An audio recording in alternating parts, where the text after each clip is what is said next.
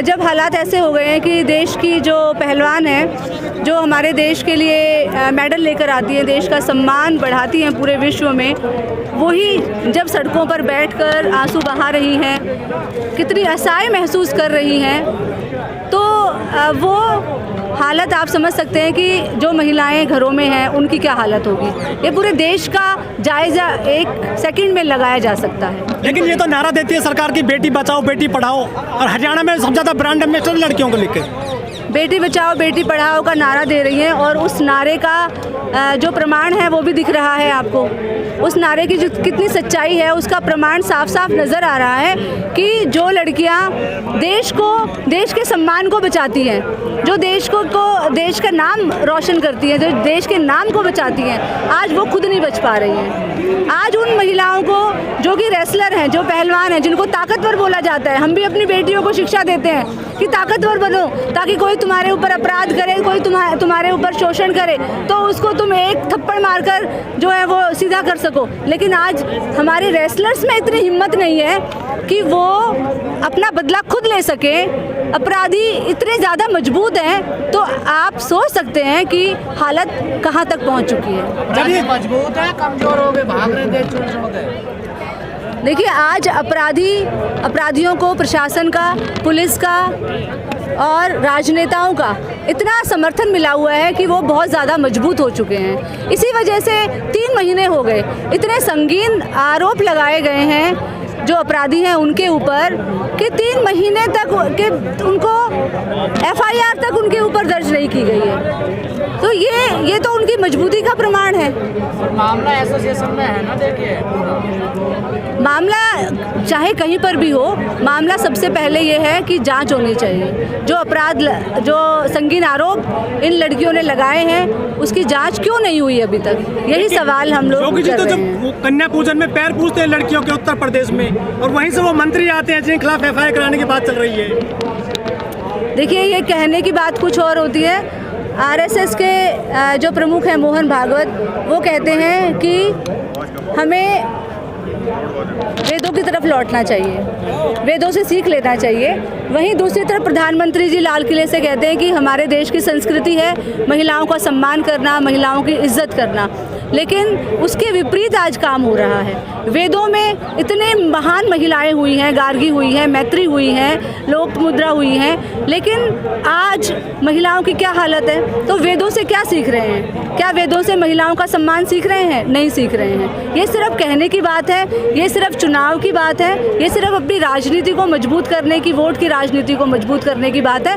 इनके दिल में अगर महिलाओं के लिए थोड़ी सी भी इज्जत होती, थोड़ा सा भी दर्द होता, दुख होता, तो आज ये लोग कर्नाटक इलेक्शन में भाग रहे हैं सारे मंत्री, वहाँ जाकर ये लोग अपने इलेक्शन का प्रचार कर रहे हैं। लेकिन यहाँ जहाँ देश की बेटियाँ लड़ाई लड़ रही हैं, अपनी इज्जत की लड़ाई लड़ रही हैं, अपने जो उनका वजूद है उसकी लड़ाई लड़ रही हैं, अपने कैरियर के लिए लड़ रही हैं, अपनी इज्जत जिस तरीके से उनकी दांव पर लगाई जा रही है उसके लिए लड़ रही हैं, यहाँ आने का उनका समय नहीं है। तो आप समझ सकते हैं कि जो दावे हैं, जो बातें हैं, वो कितनी झूठी हैं, वो किस तरीके से राजनीति से प्रेरित है। इनको देश की बेटियों से, महिलाओं से इनका कोई सरोकार नहीं है। बहुत ही असंवेदनशील है, चाहे वो मोदी है, चाहे योगी है, चाहे कितने भी बड़े नेता हैं, ये सभी महिलाओं पर होने वाले अपराधों के प्रति असंवेदनशील हो चुके हैं। इनका कोई लेना देना नहीं। जब ये मेडल जीत कर आते हैं तो सारे नेता सेल्फी लेते हैं इनके साथ में, बड़े बड़े दावे करते हैं, आज वो कोई भी साथ नहीं आ रहा इनके।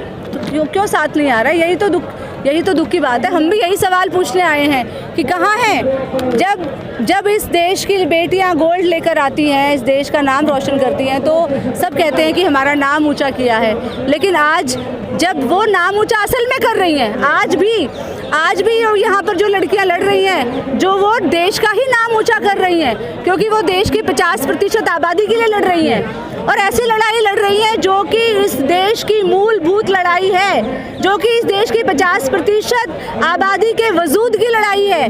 वो लड़ाई आज ये लड़कियां लड़ रही हैं, इसीलिए आज इस देश की जनता को इनको मेडल देना चाहिए, और इस देश की जनता इन लोगों को मेडल देगी, क्योंकि ये लड़कियां यहाँ से अपनी मांगों को पूरा करके ही उठेंगी। खिलाड़ियों पर आरोप लग रहे हैं कि ये लोग अपने निजी जो है स्वार्थ के लिए यहाँ पर बैठे हुए हैं। देखिए, जो निर्भया कांड हुआ था उसको याद कीजिए, उन्नाव में जो हुआ था उसको याद कीजिए, अभी उत्तर प्रदेश के अंदर किस तरीके से अपराध ही हो रहे हैं, बात ऐसी नहीं है। जो लड़कियां पीड़ित हैं उनको मारने की कोशिश की जा रही है, उनको जान से ख़त्म किया जा रहा है, उनके ऊपर हमले किए जा रहे हैं। तो ये लड़ाई भी उसी के साथ की लड़ाई है, ये कोई अपने उनसे अलग लड़ाई नहीं है। ये अब महिलाओं पर होने वाले अपराधों के खिलाफ लड़ाई है।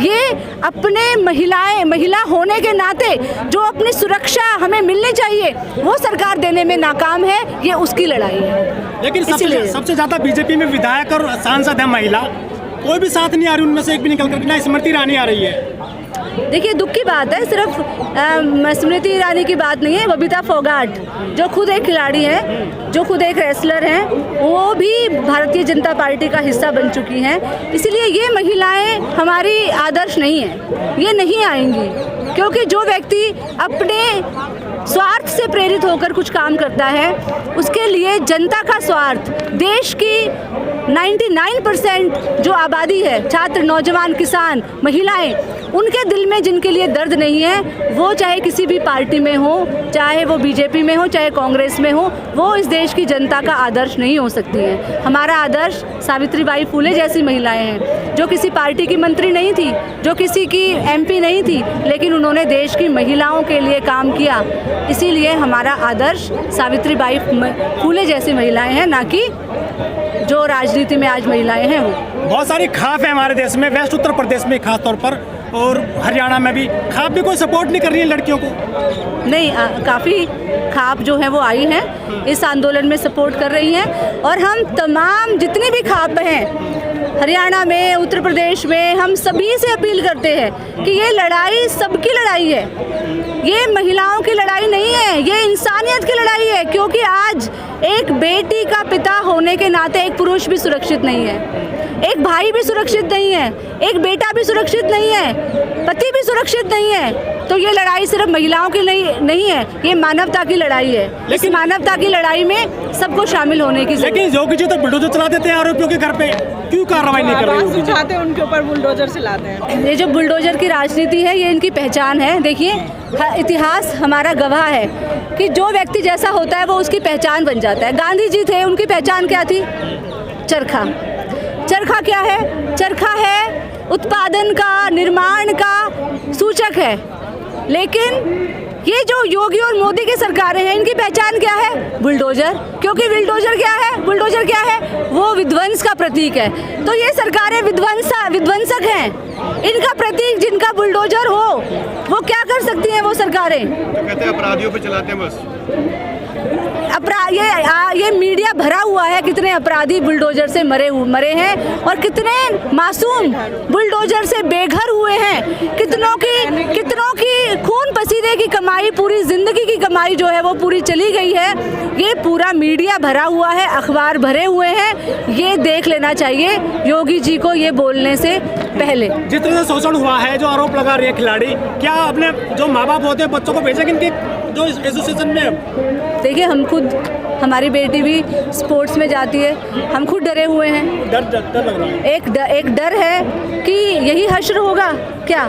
स्पोर्ट्स इंसान इसलिए करता है कि उसमें मानसिक विकास होता है, शारीरिक विकास होता है। लेकिन आज वही स्पोर्ट्स के अंदर जब महिलाओं की ये हालत है तो कौन अपनी बेटियों को भेजना चाहेगा? एक डर का माहौल पैदा हो गया है सभी के अंदर।